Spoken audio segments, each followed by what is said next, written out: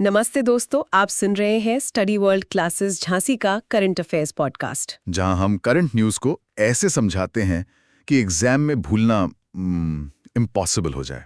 और हाँ, आज भी निमोनिक्स फ्री में मिलेंगी। तो चलिए, आज के पिटारे में क्या क्या है? आज का पिटारा तो काफी भरा हुआ है। हम बात करेंगे जानवरों के लिए बन रहे एक स्पेशल हाईवे की, अच्छा। यमन में एक नई उम्मीद की, फिर भारत की रफ्तार पकड़ती इकोनॉमी की, गंगा की सेहत बताने वाली डॉल्फिन्स की, और आखिर में देश में ही हथियार बनाने की एक बहुत बड़ी पहल की। वाह, ये तो सारे ही टॉपिक्स बहुत इंटरेस्टिंग लग रहे हैं। तो फिर इंतजार कैसा? शुरू करते हैं। बिल्कुल। तो पहली खबर के लिए जरा एक सीन इमेजिन कीजिए। ठीक है। एक घना जंगल, बीच से गुजरता हुआ हाईवे जिस पर गाड़ियां 100 की रफ्तार से दौड़ रही हैं, और उसी हाईवे को पार करने की कोशिश कर रहा है एक गैंडा या शायद हाथियों का झुंड। क्या होगा? ओह, ये तो बहुत ही खतरनाक सिचुएशन है। जाहिर है एक्सीडेंट होगा, बेचारे जानवर। एग्जैक्टली। और यही दर्दनाक हकीकत है असम के काजीरंगा नेशनल पार्क की। पर अब इसी प्रॉब्लम का एक बहुत बड़ा सल्यूशन लेकर आई है सरकार। अच्छा, ये वही काजीरंगा एलिवेटेड कॉरिडोर वाली न्यूज है ना, जिसके बारे में मैं सुन रही थी कि जानवरों के लिए हाईवे जी ऊपर से कुछ बना रहे हैं। एकदम सही पकड़ा है। प्रधानमंत्री मोदी ने हाल ही में असम के कालियाबोर में इसका भूमि पूजन किया है। और ये कोई छोटा मोटा फ्लाईओवर नहीं है। तो फिर ये NH75 पर बनने वाला 86 किलोमीटर लंबा एलिवेटेड वाइल्ड लाइफ कॉरिडोर है। 1 मिनट, 86 किलोमीटर? सच में? हाँ, 86 किलोमीटर्स, और इसकी लागत लगभग 7,000 करोड़ रुपए है। बाप रे, ये तो बहुत ही बड़ा प्रोजेक्ट है। मतलब अब ट्रैफिक ऊपर एलिवेटेड रोड से जाएगा और जानवर नीचे अपनी जमीन पर आजादी से घूमेंगे। बिल्कुल। क्या बात है। मतलब अब तो गैंडा बोलेगा, भाई ऊपर से गाड़ी चला, मैं नीचे से जा रहा हूँ। हाँ बिल्कुल, कुछ ऐसा ही समझ लीजिए। और ये बहुत जरूरी भी था। आपको पता है काजीरंगा एक यूनेस्को वर्ल्ड हेरिटेज साइट है। हाँ, वन हॉर्न राइनो के लिए फेमस है। बिल्कुल, ये दुनिया में एक सींग वाले गैंडे का सबसे बड़ा घर है। लेकिन हर साल 20 से ज्यादा जानवर, जिनमें गैंडे, हाथी और हिरण शामिल हैं, वो गाड़ियों से टकराकर मर जाते थे। ये कॉरिडोर इसी वाइल्ड लाइफ व्हीकल कॉन्फ्लिक्ट को एक तरह से हमेशा के लिए खत्म कर देगा। ये तो वाकई एक शानदार पहल है। लेकिन इसमें इतने सारे फैक्ट्स हैं, जैसे 68 किलोमीटर NH715 काजीरंगा।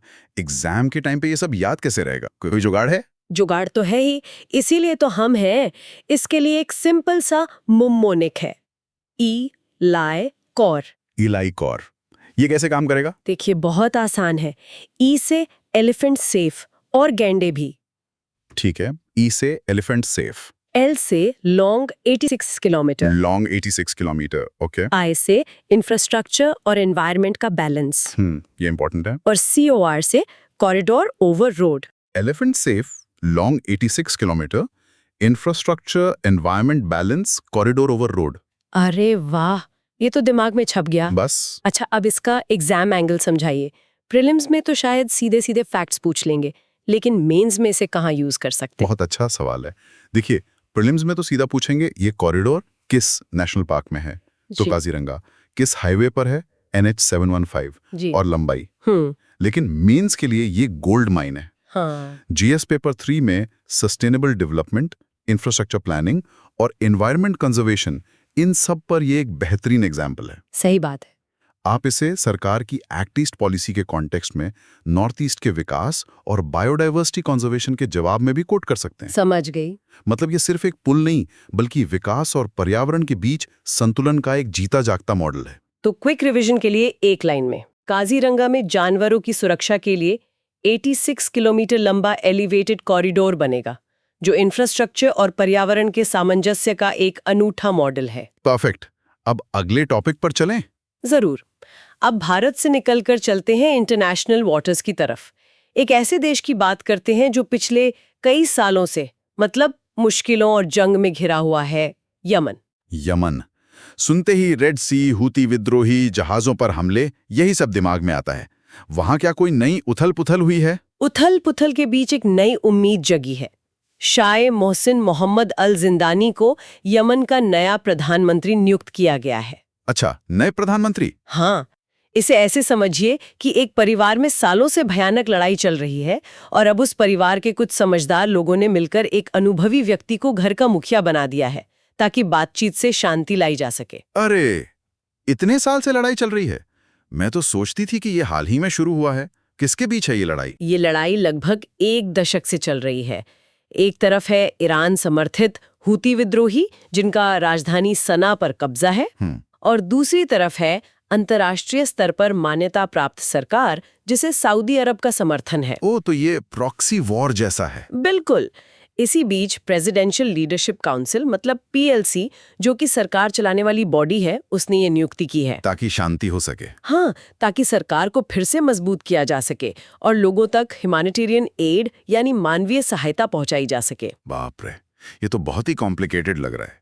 येमेन नाम से ही मतलब टेंशन वाली फीलिंग आती है। तो मेमोनिक भी कुछ ऐसा ही है जो इस टेंशन को आसान कर देगा। बताइए। मेमोनिक है Yemen is equal to you expect mess everyone negotiates. मतलब गड़बड़ तो है, हालात उलझे हुए हैं, पर अब सब बातचीत करके सुलझाने की कोशिश कर रहे हैं। ये तो बिल्कुल फिट बैठता है। You expect mess everyone negotiates.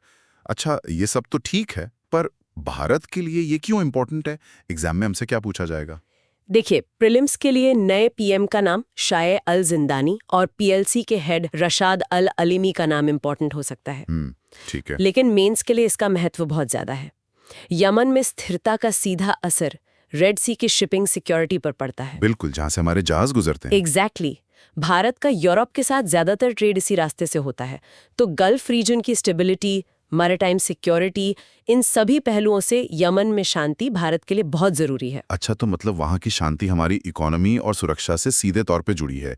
ठीक है, तो एक लाइन में रिकैप करें तो? यमन में गृह युद्ध के बीच स्थिरता लाने के लिए शाये अल जिंदानी को नया प्रधानमंत्री बनाया गया है, जो रेड सी की सुरक्षा और भारत के व्यापारिक हितों के लिए एक अहम कदम है। वैसे जिस तरह आप हर मुश्किल टॉपिक को कहानी और मेमोनिक से आसान बना देते हैं, ये तरीका स्टडी वर्ल्ड क्लासेस में रोज क्लास में यूज होता है ना?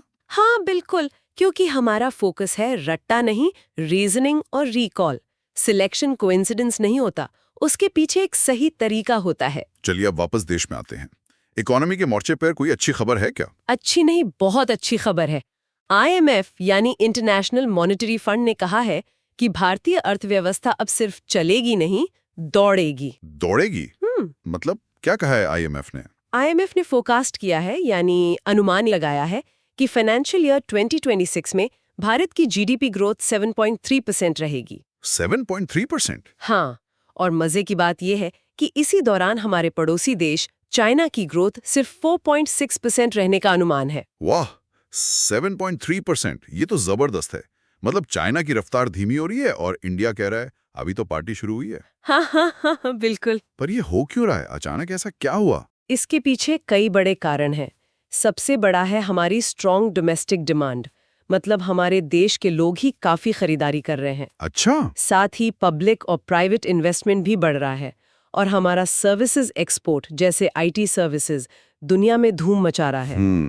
IMF का ये भी मानना है कि आने वाले समय में RBI द्वारा ब्याज दरों में कटौती और सरकार के इंफ्रा पर जोर देने से इकोनॉमी को और भी बूस्ट मिलेगा। ये तो सुनकर ही अच्छा लग रहा है, लेकिन ये 7.3% का आंकड़ा भूल सकता है। इसे याद रखने का कोई मजेदार तरीका है? बिल्कुल है, मेमोनिक है 7.3 इज इक्वल टू 7 दिन काम 3 दिन भी काम। क्या मतलब? मतलब भारतीय इकोनॉमी इतनी मेहनत कर रही है कि हफ्ते के 7 दिन तो काम कर ही रही है, ऊपर से 3 और दिन का काम कर रही है। ये तो एकदम फिट बैठता है। 7 दिन काम 3 दिन भी काम। ब्रिलियंट। अच्छा, एग्जाम पॉइंट ऑफ व्यू से क्या इंपॉर्टेंट है इसमें? देखिए, प्रीलिम्स में सीधा सीधा ये फिगर 7.5% पूछा जा सकता है, या ये फोरकास्ट कौन जारी करता है, IMF, ये पूछा जा सकता है। ठीक है। मेंस के लिए ये बहुत महत्वपूर्ण है। GS पेपर 3 में इंडियन इकोनॉमी के ग्रोथ ड्राइवर्स क्या हैं, इस पर सवाल बनता है। Private consumption, government spending. बिल्कुल। साथ ही चाइना के मुकाबले भारत की इकोनॉमिक पोजीशन और world's fastest growing major economy के टैग पर लिखने के लिए ये डेटा बहुत काम आएगा। ओके, तो एक लाइन में क्विक रिवीजन करें तो? IMF के अनुसार मजबूत घरेलू मांग और निवेश के कारण FY26 में भारत 7.5% की दर से बढ़ेगा, जो दुनिया की प्रमुख अर्थव्यवस्थाओं में सबसे तेज होगी। चलिए, इकोनॉमी की इस शानदार खबर के बाद अब थोड़ा पर्यावरण की बात करते हैं। जरूर। और अब हम बात करने जा रहे हैं हमारे नेशनल एक्वाटिक एनिमल की, गंगा नदी की शान, गंगा डॉल्फिन की। डॉल्फिन, अरे वाह, वो तो बहुत ही प्यारी और इंटेलिजेंट होती हैं। उनकी गिनती हो रही है क्या? हाँ, सरकार ने दूसरा राष्ट्रव्यापी गंगा डॉल्फिन सर्वे शुरू किया है। लेकिन ये सिर्फ एक गिनती नहीं है। तो फिर क्या है? ये हमारी नदियों का एक तरह से हेल्थ चेकअप है। Health checkup? वो कैसे? डॉल्फिन और नदी की सेहत का क्या कनेक्शन? बहुत गहरा कनेक्शन है। देखिए, गंगा डॉल्फिन, जिसे सूसू भी कहते हैं, वो सिर्फ साफ पानी में ही जिंदा रह सकती है। अच्छा। अगर किसी नदी में डॉल्फिन्स की संख्या बढ़ रही है तो इसका मतलब है कि उस नदी का पानी साफ हो रहा है, उसकी सेहत सुधर रही है। और अगर कम हो रही है तो ये एक खतरे की घंटी है कि नदी में पोल्यूशन बढ़ रहा है। इसलिए ये एक इंडिकेटर स्पीशीज है जो नदी के स्वास्थ्य का हाल बताती है। अच्छा, तो ये बात है, मतलब डॉल्फिन है तो नदी हेल्दी, नहीं तो समझ लो रिपोर्ट खराब। एकदम सही। ये तो बहुत ही आसान तरीका है नदी की हेल्थ जानने का। बिल्कुल। और ये सर्वे सीधे तौर पर नमामि गंगे मिशन की सफलता या असफलता से भी जुड़ा है। इस सर्वे से हमें पॉपुलेशन ट्रेंड पता चलेगा और उन पर पोल्यूशन का क्या असर हो रहा है, ये सब पता चलेगा। इस प्यारे से जीव को बचाने का ये जो मैसेज है, इसे याद रखने के लिए कोई निमोनिक्स है? हाँ, एक बहुत सिंपल और पावरफुल निमोनिक है। Dolphin is equal to don't over pollute, life depends in nature. Perfect. Don't over pollute, life depends in nature. इससे बेहतर मैसेज नहीं हो सकता। एग्जाम में से क्या सवाल बन सकता है? प्रीलिम्स के लिए तो क्लासिक सवाल है, भारत का नेशनल एक्वाटिक एनिमल कौन है? गंगा डॉल्फिन। सर्वे कौन सी मिनिस्ट्री करा रही है? Ministry of environment, forest and climate change. ठीक है। मेंस के लिए ये बायोडाइवर्सिटी कंजर्वेशन, नमामि गंगे की सफलता का मूल्यांकन और पोल्यूशन के इंडिकेटर्स जैसे विषयों पर लिखने के लिए एक बेहतरीन केस स्टडी है। समझ गई। तो वन लाइन रिकैप। नदी के स्वास्थ्य के संकेतक, गंगा डॉल्फिन की स्थिति का आकलन करने और संरक्षण के प्रयासों को दिशा देने के लिए दूसरा राष्ट्रव्यापी सर्वे शुरू किया गया है। ठीक है। अब आज की आखिरी खबर पे आते हैं। और आज की आखिरी खबर डिफेंस सेक्टर से है। अब हथियार भी मेक इन इंडिया होंगे और उसमें विदेशी पैसा भी लगेगा। मतलब अब हम बाहर से हथियार खरीदना बंद कर देंगे? एकदम से बंद तो नहीं, लेकिन बहुत कम कर देंगे। सरकार ने डिफेंस सेक्टर में FDI यानी फॉरेन डायरेक्ट इन्वेस्टमेंट के नियमों को आसान करने का प्रस्ताव दिया है। अच्छा। इसका एक ही मकसद है, डोमेस्टिक मैन्युफैक्चरिंग को बूस्ट देना और भारत को हथियारों का इंपोर्टर नहीं बल्कि एक्सपोर्टर बनाना। अच्छा। तो मतलब पहले जो हम पैसों के बैग लेकर विदेश से हथियार खरीदने जाते थे, अब हम कह रहे हैं भाई टेक्नोलॉजी लेकर आओ, फैक्ट्री यहीं लगाओ, हम बना लेंगे। ऐसा कुछ? हाँ, बिल्कुल ऐसा ही। सरकार चाहती है कि लॉकहीड मार्टिन, दसॉल्ट जैसी बड़ी विदेशी कंपनियां भारत में आकर उत्पादन करें। इससे हमें दो बड़े फायदे होंगे। एक, हमें लेटेस्ट टेक्नोलॉजी मिलेगी और दूसरा, हमारा देश रक्षा क्षेत्र में आत्मनिर्भर बनेगा। ये आत्मनिर्भर भारत अभियान का एक बहुत ही महत्वपूर्ण हिस्सा है। FDI, ये शब्द सुनने में थोड़ा टेक्निकल लगता है, इसे आसान बना सकते हैं? निमोनिक से समझते हैं। निमोनिक है FDI is equal to foreign पैसा, देसी पावर, इंडियन कंट्रोल। फॉरेन पैसा, देसी पावर, इंडियन कंट्रोल। मतलब पैसा भले ही बाहर का हो, लेकिन इससे ताकत हमारे देश की बढ़ेगी और कंट्रोल हमेशा भारत का ही रहेगा। फॉरेन पैसा, देसी पावर, इंडियन कंट्रोल, ये तो एकदम क्लियर हो गया। अब बताइए एग्जाम में इसे कैसे यूज करें? प्रीलिम्स में FDI की लिमिट पर सवाल आ सकता है, लेकिन मेंस के लिए ये एक हॉट टॉपिक है, GS पेपर 2 और 3 दोनों में। अच्छा। हाँ, डिफेंस सेक्टर में आत्मनिर्भर भारत, प्राइवेट सेक्टर की भूमिका, टेक्नोलॉजी ट्रांसफर के मुद्दे और भारत की स्ट्रैटेजिक ऑटोनॉमी, मतलब रणनीतिक स्वायत्ता पर लिखने के लिए ये की पॉइंट है। और चीन पाकिस्तान के तनाव को देखते हुए तो ये और जरूरी है। बिल्कुल सही।